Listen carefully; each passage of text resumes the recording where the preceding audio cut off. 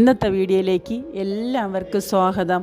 ഇനി നമുക്ക് വീഡിയോയിലോട്ട് പോവാം. വെറും 15 മിനിറ്റ് കൊണ്ട് നമുക്ക് ചെയ്തെടുക്കാൻ പറ്റും കടലക്കറിയാണ്. അതിലേക്ക് വേണ്ടിയുള്ള അരപ്പാണ്. തേങ്ങ എടുത്തിട്ടുണ്ട്. അതിലേക്ക് 1 സ്പൂണ് മല്ലിപ്പൊടി ഇട്ട് കൊടുക്കാം, മുളക് പൊടി ഇട്ട് കൊടുക്കാം, മഞ്ഞൾപ്പൊടി ഇട്ട് കൊടുക്കാം, മസാലപ്പൊടി ഇട്ട് കൊടുക്കാം, വെളുത്തുള്ളി. എരിവെല്ലാം നിങ്ങൾ ആവശ്യാനുസരണമാണ് എടുക്കേണ്ടത്. ഇനി ഇതെല്ലാം കൂടി ഒന്ന് നല്ല ഫൈനായിട്ട് നമുക്ക് അരച്ചെടുക്കാം. കടല കുതിരാൻ വെച്ച് വേവിച്ചെടുത്തിട്ടുണ്ട്. ഇത് നല്ലതുപോലെ വെന്തിട്ടുണ്ട്. ഇത് നിങ്ങൾക്ക് കുക്കറിൽ വേണമെന്നുണ്ടെങ്കിൽ ഇട്ട് വേവിച്ചെടുക്കാം. ഞാനിത് കുറച്ചായതുകൊണ്ടാണ് ഒരു പാത്രത്തിലിട്ട് വേവിച്ചെടുക്കുന്നത്. ഇനി ഇതിലേക്ക് നമ്മൾ അരച്ച് വെച്ചിട്ടുള്ള അരപ്പിനെ കൂടി ഇതിലേക്ക് ഒഴിച്ചു കൊടുക്കുക. ഇതിൽ ഉള്ളി വഴറ്റയോ തക്കാളി വഴറ്റയോ ഒന്നുമില്ല. ഇത് അരപ്പരയ്ക്കുമ്പോൾ കുറച്ച് കടല കൂടി വേണമെന്നുണ്ടെങ്കിൽ നിങ്ങൾ ഇട്ട് അരച്ചെടുത്താൽ മതി. ഞാനത് അരച്ചിട്ടില്ല, എനിക്ക് ആവശ്യമില്ലാത്തതുകൊണ്ട് ഇട്ട് അരച്ചിട്ടില്ല. ഇനി ഇതിലേക്ക് നമുക്ക് ആവശ്യത്തിനുള്ള വെള്ളവും കൂടി ഒഴിച്ചു കൊടുത്ത് പാകത്തിന് ഉപ്പും കൂടി ഇട്ട് കൊടുത്ത് നമുക്ക് കലക്കിയെടുക്കാം. ഇതിന് നല്ലതുപോലെ ഒന്ന് തിളയ്ക്കണം.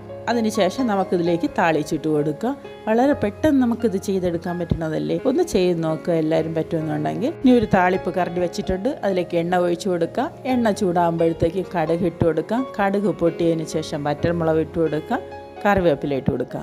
അതിലേക്ക് ഇഞ്ചി ചെറുതരിഞ്ഞെടുത്തിട്ടുണ്ട്, അതിനെ കൂടി ഇട്ട് കൊടുക്കാം. ഇഞ്ചി ഒന്ന് ചെറുത ചുവന്ന് വന്നതിന് ശേഷം കുറച്ച് മുളക് പൊടി ഇട്ടിട്ടുണ്ട്. സ്റ്റൗ ഓഫ് ചെയ്ത് വെച്ചിട്ടാണ് മുളക് പൊടി ഇട്ടിട്ടുള്ളത്. താളിപ്പിനെ എടുത്ത് നമുക്ക് കടലക്കറിയിലോട്ട് ഒഴിച്ചു കൊടുക്കാം. നല്ലൊരു കടലക്കറിയാണ്.